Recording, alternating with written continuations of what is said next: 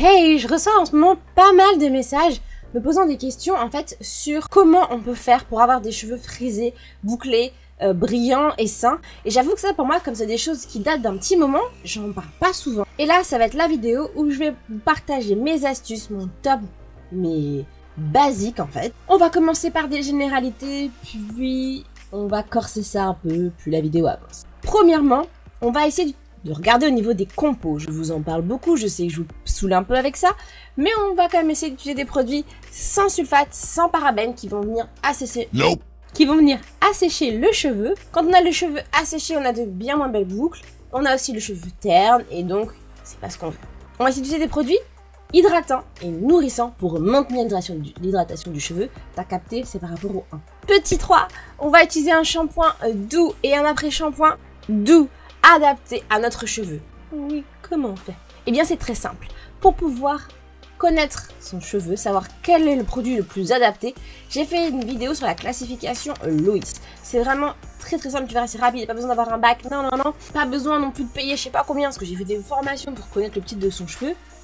Non, la vidéo elle est gratuite, n'hésitez pas à aller la voir, ça vous donnera vraiment les informations clés pour savoir quel produit utiliser, comment et pourquoi. Très simple. On va bien choisir ces produits de soins. Donc là on parle de la deuxième partie du lavage, donc avec un bon après-shampoing, hydratant, nourrissant et démêlant. C'est super important, je vais peut-être crier un peu fort, le et démêlant, c'est super important. Pourquoi? Parce que c'est à ce moment-là qu'on va venir démêler notre cheveu et c'est ça qui va aider à bien répartir le produit de manière uniforme et préparer à la suite. Le 5, vous l'aurez compris, c'est donc avoir des bons outils adaptés avec notamment un peigne à larges dents et une brosse adaptée à notre type de cheveux. J'ai aussi fait pareil pas mal de crash tests sur la chaîne, donc n'hésite pas à aller voir si tu veux savoir. N'hésite pas à me dire dans les commentaires si tu veux que je te conseille une brosse ou un peigne. Je sais ça, je crois, sous mon petit coup.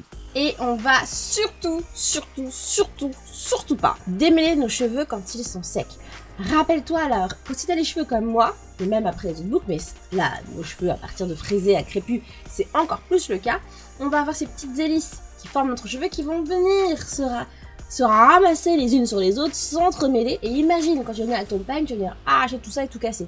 L'horreur. Lorsqu'on a fini la routine, on va venir utiliser un bon sérum ou une bonne huile. Ça va permettre de donner de la brillance, du shiny, voilà, et encore plus sceller l'hydratation qu'il y a dans ton cheveu, donc il va rester encore plus bouncy et plus brillant.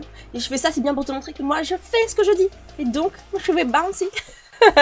Quelques idées, le sérum de chez Kylie Nature au Muru qui est très bon, de l'huile de jojoba, d'amande, de l'huile de brocoli, de l'huile d'argan et de l'huile d'olive. Ce sont des huiles qui restent quand même assez légères, donc qui peuvent correspondre à une grande partie de la population de curly. N'hésite pas à aller voir ma vidéo sur les huiles préférées et ça va t'aider à choisir en fonction de ton type de cheveux et aussi de ton budget. Allez, on rentre un petit peu plus dans le deep, un peu plus loin, on corse un peu la chose. N'hésite pas à protéger tes cheveux des rayons UV. Tout comme tu vas venir protéger ta peau et empêcher le photovieillissement cutané, on va aussi venir protéger les cheveux parce qu'ils sont aussi très sensibles aux agressions comme ça du soleil. Et donc, l'été, on n'hésite pas, casquette, chapeau, toutes les couleurs, on m'en bat.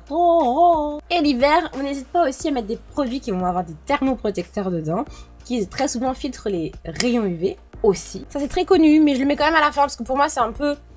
Je sais qu'il y a beaucoup de gens qui ont encore du mal avec ça. Ne vous lavez pas les cheveux tous les jours, ce n'est pas nécessaire. Mes cheveux, je les lave une fois par semaine, une fois toutes les 2 semaines et j'alterne avec un conditionneur lavant l'autre semaine. On est un peu plus loin encore dans la compo.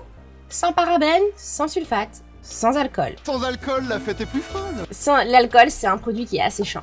Donc, on évite, pour éviter d'avoir des cheveux ternis. Je sais qu'on est en hiver et que si vous êtes comme moi, vous l'utilisez beaucoup, mais on va essayer de limiter l'utilisation du sèche-cheveux. Parce que pareil, ça va venir assécher le cheveu, ça vient l'abîmer qui plus est. Donc, on n'oublie pas le petit lait thermoprotecteur quand on l'utilise. Et sinon, on peut venir aussi l'utiliser à froid. Parce qu'on sait qu'en hiver, c'est juste pour stimuler un peu plus rapidement le séchage du cheveu. Ça va aider, et puis on vient protéger avec une coiffure protectrice. Et le dernier conseil, je vous l'ai déjà donné, je me semble, dans la vidéo pour comment avoir des cheveux longs, de laver ses cheveux plutôt à l'eau tiède plutôt qu'à l'eau chaude. Déjà, c'est bon à la fois pour le cuir chevelu, mais aussi pour la brillance du cheveu. Laisse un tout petit peu, le thermostat, je sais, il fait froid, je sais, on est déjà bloqué 19 degrés, mais bon, là il fait 14 dehors, donc frère, on fait un effort. On passe le thermostat, c'est pour nos cheveux sains et brillants. Voilà, j'espère que cette petite vidéo vous a plu, je suis pleine d'énergie, j'espère que vous, ça va de votre côté, on se retrouve demain pour une prochaine vidéo. Ciao, ciao!